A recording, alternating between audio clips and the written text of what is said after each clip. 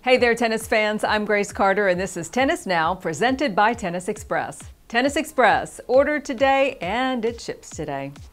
Let's face it, 2020 was a pretty bad year in a lot of different ways. But here at Tennis Now, we've been trying to focus on the positives, which is why we're back today to celebrate some great achievements by ATP players during this abbreviated but very entertaining season. Here's a rundown of some of those milestones, starting with Rafa Nadal's Roland Garros triumph. Now, 13 may be considered an unlucky number by some, but for Rafa, it's pure magic. His 13th French Open title and 20th major ties him with Roger Federer. That win sets the table for an intriguing 2021. Will Nadal take over the lead and end up on top of the Grand Slam list? If so, will he stay there? A lot is at stake next year.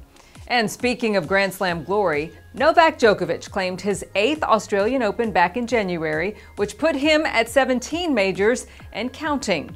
It's his only major win in 2020, but he did end the year at number 1 for the 6th time, which ties Pete Sampras on the ATP's all-time list for year-end number 1 finishers.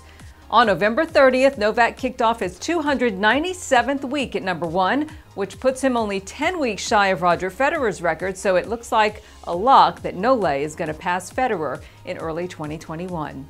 The next milestone was achieved by Italy's Jannik Sinner. He is the youngest Grand Slam quarterfinalist since 2011, and he is also the first ATP player to reach the last 8 on his Roland Garros debut since Rafa did it back in 2005. Sinner won his first ATP title at Sofia, and perhaps most remarkable, in this short season, he jumped 41 spots in the rankings, all the way from number 78 to number 37. And we think he could be top 10 in 2021. 3 other ATP players cracked the ATP's top 10 for the first time in 2020. Denis Shapovalov was steady from start to finish. He climbed to number 10 on September 21st, not long after reaching his first Grand Slam quarterfinal at the US Open. Diego Schwartzman was an absolute beast on the clay this season and hit the top 10 on October 12th after reaching his first Grand Slam semifinal in Paris. And then there's Russia's Andrei Rublev. He cracked the top 10 on October 12th, and what a year for this guy, leading the ATP with 5 titles and 41 victories, which ties him for the tour lead in that category. Next up this year, we saw 6 first-time winners. 19-year-old Jannik Sinner was the youngest winner on the ATP Tour this year, but another teenager also won in 2020, and that was Brazil's Thiago Seboth Wild, who won the Santiago title back in February. The other 4 first-time ATP title winners, Norway's Casper Ruud, who won Buenos Aires, France's Ugo Humbert won Auckland, Mirmir Kecmanovic claimed the trophy in Kitzbühel, and John Millman, who won the title at Nur Sultan at the age of 31. And by the way, Thiago Seboth Wild gets another mention because the first-time winner is also the lowest-ranked champion of 2020. He won that Santiago title while towing a ranking of 182. The longest winning streak goes to Novak Djokovic, and for a while, it felt like Novak might run the tables and go undefeated the whole season. But that didn't happen.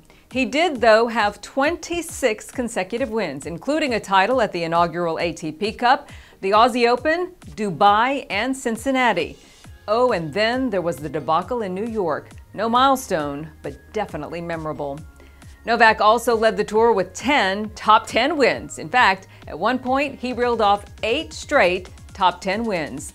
The end of the season didn't look quite as great, so will he be back in top form in 2021? We'll see. And our final milestone goes to Russia's Daniil Medvedev, who holds the current ATP winning streak of 10 or more matches. Medvedev was on a roll in Paris and then the ATP finals, becoming the first in history to defeat the world's number 1, number 2, and number 3 ranked players at the ATP finals. Can he keep it up next season?